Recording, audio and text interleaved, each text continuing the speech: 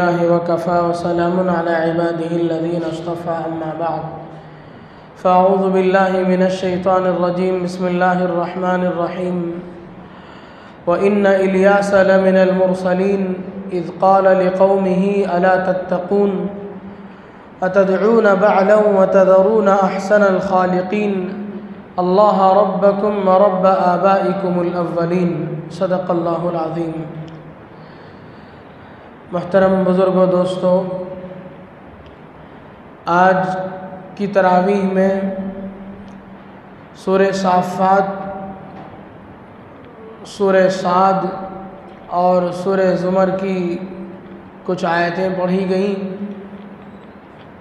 अभी मैंने जो आयत आपके सामने तिलावत की है वो सूरह साफ़ात की आयतें हैं, जिसमें अल्लाह तबारक व तआला अपने नबी हज़रत इलियास अलैहिस्सलातु वस्सलाम के बारे में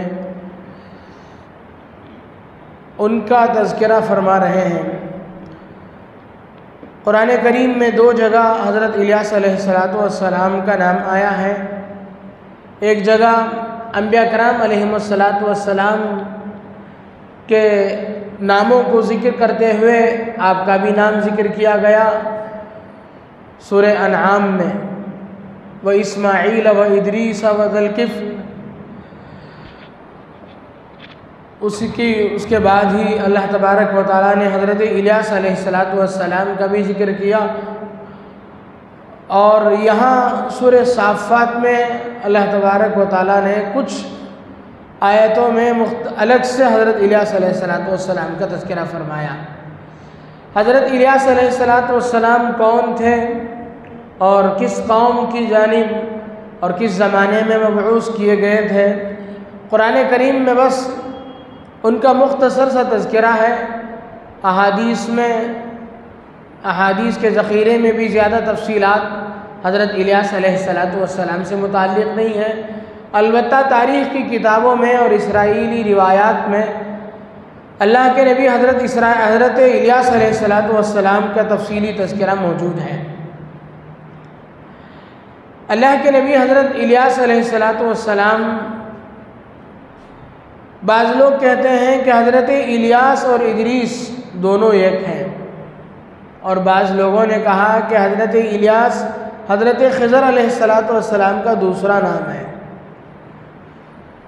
कुछ लोगों ने कहा, बाज़ किताबों में लिखा है कि हज़रत इलियास यानी अल्लाह के 4 अंबिया ऐसे हैं जो इस वक्त भी ज़िंदा हैं, जिनमें से 2 आसमान में हैं और 2 ज़मीन में हैं। 2 आसमान में हैं वो हज़रत इदरीस और हज़रत ईसा अलैहिस्सलाम हैं, और 2 ज़मीन में हैं हज़रत इलियास और हज़रत ख़िज़र अलैहिस्सलाम। लेकिन ये सब इसराइली रिवायात हैं, जिनके सिलसिले में आक़ाए नामदार मुहम्मदुर रसूलुल्लाह सल्लल्लाहु अलैहि वसल्लम ने जो बात इरशाद फरमाई वो ये है कि ला नुसद्दिक़ु व ला नुकज़्ज़िब। इनके सिलसिले में हम ना तस्दीक़ करेंगे ना इसे झुटलाएंगे, बस तारीख़ी बातें हैं। तहक़ीक़ी बात तो यह है कि हज़रत इलियास अलैहिस्सलातु वस्सलाम इस दुनिया में आए थे और एक मुद्दत तक उन्होंने अल्लाह का पैगाम उम्मत को पहुँचाया, और फिर अल्लाह ने उनको अपने पास बुला लिया, यानी वो इंतकाल फरमा गए। हज़रत इलियास अलैहिस्सलातु वस्सलाम, हज़रत इदरीस अलैहिस्सलातु वस्सलाम दोनों एक हैं? नहीं। हज़रत इदरीस अलैहिस्सलातु वस्सलाम का ज़माना हज़रत नूह अलैहिस्सलातु वस्सलाम के बाद का है। हज़रत नूह अलैहिस्सलातु वस्सलाम हज़रत इब्राहीम अलैहिस्सलातु वस्सलाम के दरमियान का ज़माना है। और हज़रत इलियास अलैहिस्सलातु वस्सलाम जो मबऊस किए गए थे, किताबों में लिखा है कि वो हज़रत हारून अलैहिस्सलातु वस्सलाम की नस्ल से थे और बनी इसराइल में से थे। हज़रत हारून अलैहिस्सलातु वस्सलाम हज़रत मूसा अलैहिस्सलातु वस्सलाम के चचाज़ाद भाई हैं और अंबियाए बनी इसराइल में से हैं।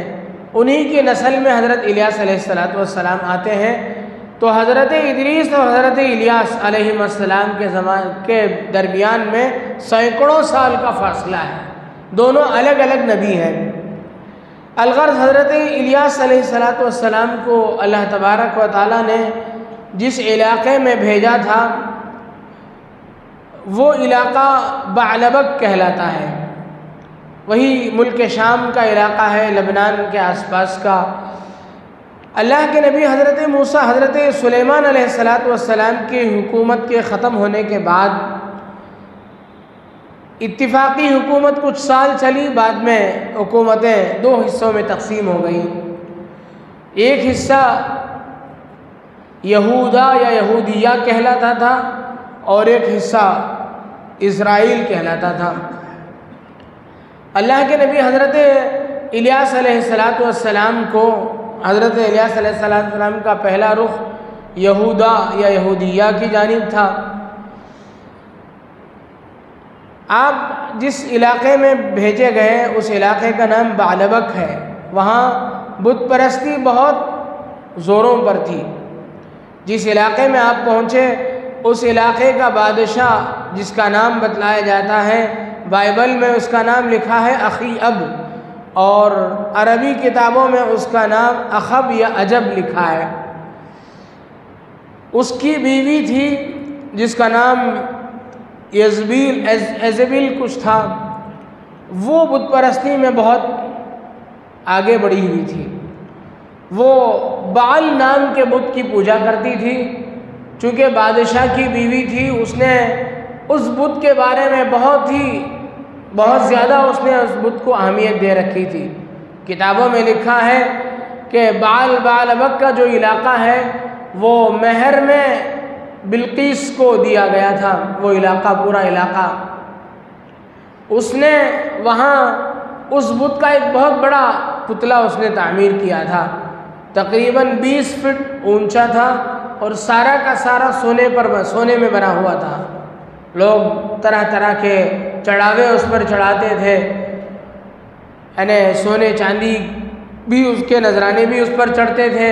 जानवरों की भीड़ भी उस पर दी जाती थी।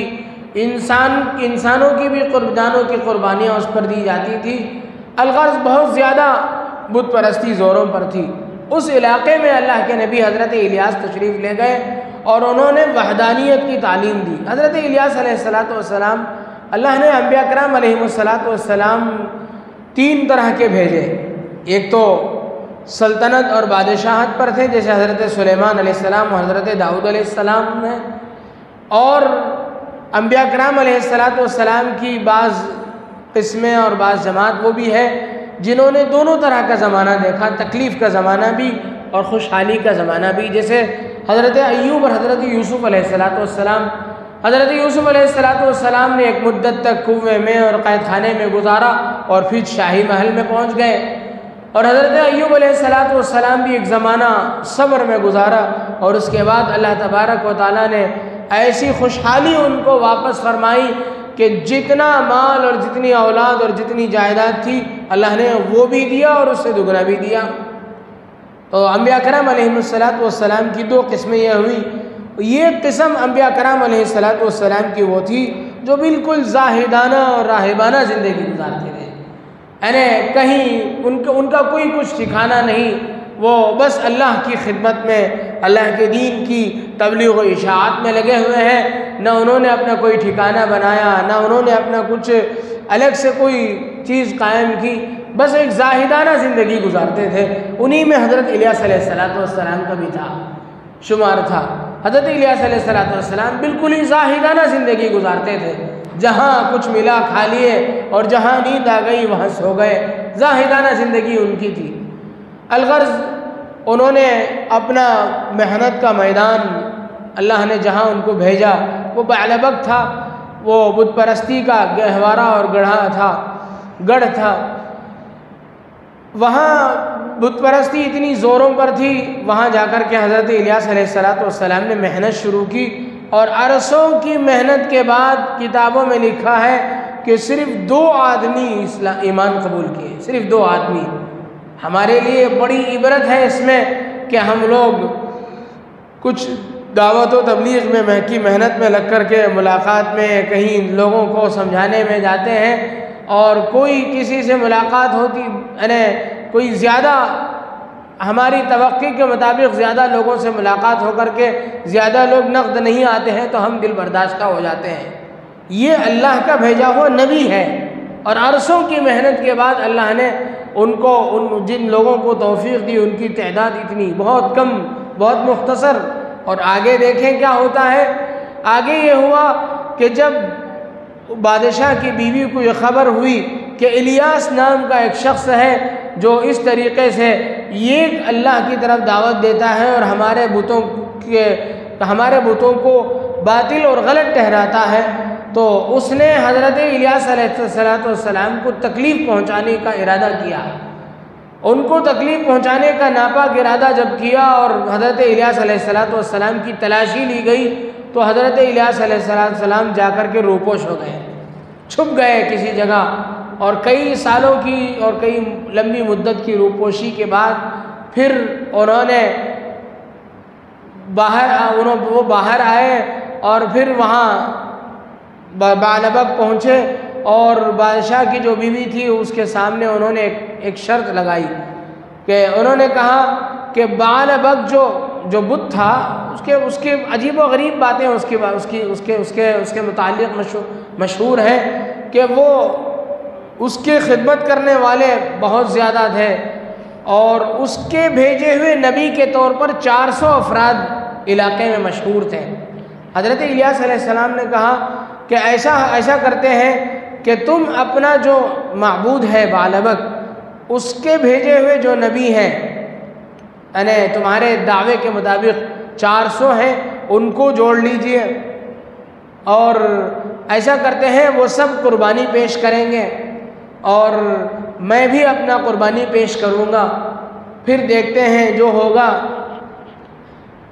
अगर मेरी कुर्बानी कबूल हो गई अल्लाह की तरफ से तो फिर इस्लाम कबूल कर लेना वरना छोड़ देना। फिर इसकी शर्त पर लोग जमा हुए जितने उस नबूवत के जो दावेदार थे, बाल के तरफ से बुत की तरफ से जो नबी बना करके भेजे गए थे उनके ज़ाम के मुताबिक वो सब लोग जमा हो गए। उनकी तादाद 400 बताई जाती है। उन सब ने कुर्बानी पेश की और सुबह से वो कुर्बानी रखी रही, वो कुछ मंतर पढ़ते रहे, कुछ नहीं हुआ। शाम को हज़रत इलियास अलैहिस्सलाम ने अपनी कुर्बानी पेश की और अल्लाह के सामने दुआ की। उस ज़माने में कुर्बानी के कबूल होने की अलामत ये होती थी जैसा कि हज़रत आदम अलैहिस्सलाम के ज़माने में भी हुई और पहले पिछले अम्बिया कराम अलैहिस्सलाम के ज़माने में भी ये चीज़ होती थी कि आसमान से एक आग आती थी और उस कुर्बानी को खा करके चली जाती थी, ख़त्म करके चली जाती थी। चुनांचे हज़रत इलियास अलैहिस्सलाम ने जैसे ही कुर्बानी पेश की आसमान से आग आई और उसे ख़त्म करके चली गई, यानी वो कबूल हो गई। तो एक बड़ी तादाद में लोगों ने अल्लाह के नबी हज़रत इलियास के हक़ परस्त पर ईमान इस्लाम कबूल किया और वो लोग मुसलमान हो गए। उन्होंने हज़रत इलियास को नबी बरहक़ तस्लीम कर लिया, लेकिन जो दावेदार थे नबूवत के वो मुकर गए। और वो जो बादशाह की बीवी थी उसने हज़रत इलियास अलैहिस्सलाम को फिर से तकलीफ़ पहुँचाने का इरादा किया।